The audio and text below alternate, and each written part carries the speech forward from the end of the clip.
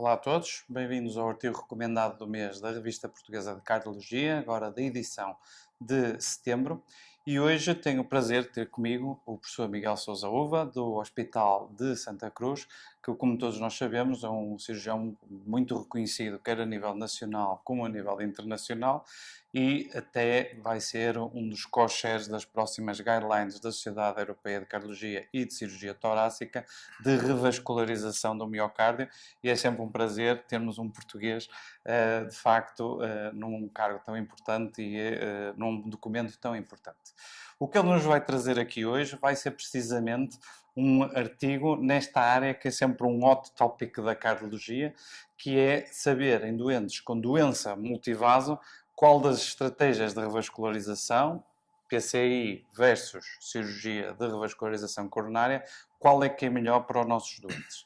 E esta meta-análise é uma grande meta-análise, é uma meta-análise com dados a nível individual, com 11.500 doentes, e que, no fundo, nos mostra que quando a gente vê a mortalidade a 5 anos, vê uma vantagem para a cirurgia de revascularização, sobretudo no doente diabético e no doente com doença coronária mais complexa.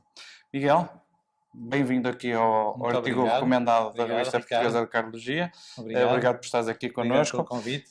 A primeira pergunta que eu te faria era: o que é que então tu achas que esta meta-análise traz de novo à nossa compreensão do tema e sobretudo também à nossa prática clínica?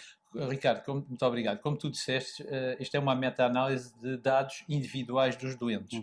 Não é a meta-análise clássica, mas é uma chamada patient-level meta-análise. Isto implica, e foram pesquisadas as três grandes bases, a Embase, a Cochrane e a Medline, e a partir daí foram selecionados os ensaios randomizados comparando angioplastia versus cirurgia coronária em doentes com doença coronária, excetuando o infarto agudo, portanto é na doença coronária não estável, portanto, que tenham sido tratadas com stents, foram excluídos os estudos com balão e com um follow-up pelo menos de um ano. Estes foram os critérios de inclusão. Portanto, foram incluídos finalmente 11 ensaios randomizados, o Erácio, o SOS, enfim, o Freedom, o ARTS, o Syntax, o Novel, o Best Trial, o Excel. Enfim, ao total 11. E o que é que este ensaio traz? O que é que esta meta-análise traz? Isto é um trabalho extraordinário, porque isso implica ir para cada um dos investigadores e pedir para eles mandarem as bases de dados, os dados, fazer uma folha Excel e depois analisar os dados de cada doente, todos. Portanto, o que é que dá? Dá que, de facto, pela primeira vez, como sabes, os ensaios randomizados utilizam endpoints compósitos. Porquê? Porque a potência estatística, senão era impossível, não tínhamos que ter ensaios randomizados com milhares e milhares de doentes. Portanto, utiliza-se classicamente mortalidade, infarto, AVC e revascularização. E esta meta-análise tem a vantagem, porque juntou 11.500 doentes, ter potência estatística para analisar só o endpoint principal, que é o da mortalidade. Sabemos que os outros também são importantes.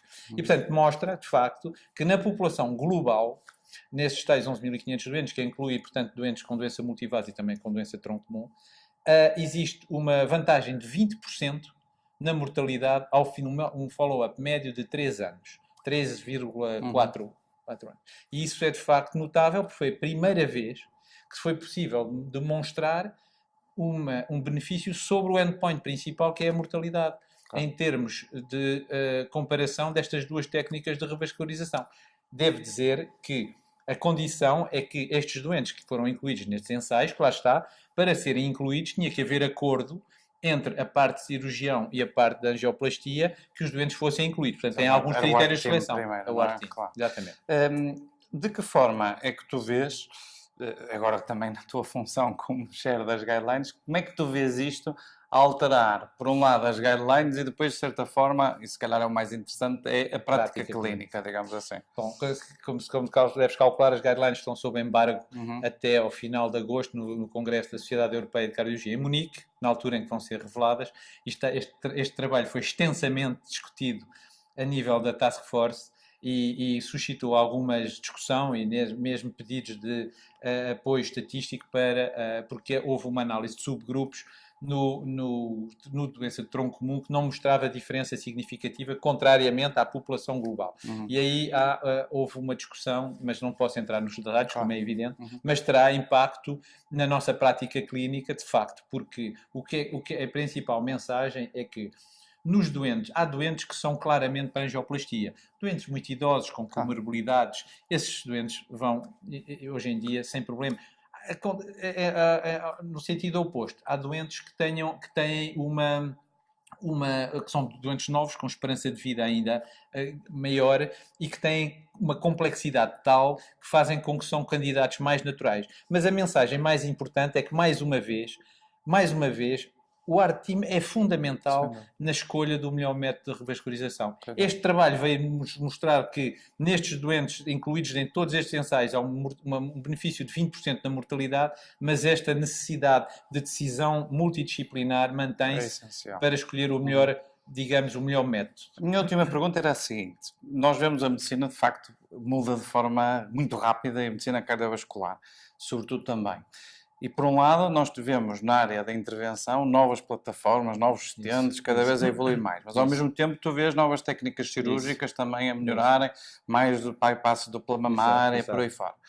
Como é que tu vês agora estas, por um lado, pelos dois lados, como é que tu vês isto? Como é que vai desequilibrar aqui os pratos da balança? Puseste o dedo na ferida.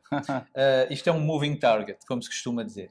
O dedo na ferida é que nós nunca vamos poder ter um ensaio randomizado com suficiente número de doentes e com a última tecnologia, mas depois tenha um follow-up que tenha que ser pelo menos 4 ou 5 anos. Porque nós sabemos que, e foi demonstrado, por exemplo, no STITCH, em que doentes com insuficiência cardíaca, em que aos 5 anos não havia diferença versus a terapêutica médica e que aos 10 anos essa... Portanto, sabemos que a terapêutica cirúrgica cada vez o benefício aumenta com o tempo. E, portanto, nunca poderemos ter as últimas tecnologias de uma ou da outra técnica. Agora, o que eu posso dizer é que, de facto, por exemplo, a última geração de stents, nomeadamente os everolimus, os stents diluidores de fármacos com everolimus, que é hoje em dia, digamos, o melhor, digamos, ou os oterólimos também, que são stents de segunda geração, foram testados num ensaio que se chamou BEST e que não mostrou aquelas esperanças que se tinham posto nessas plataformas.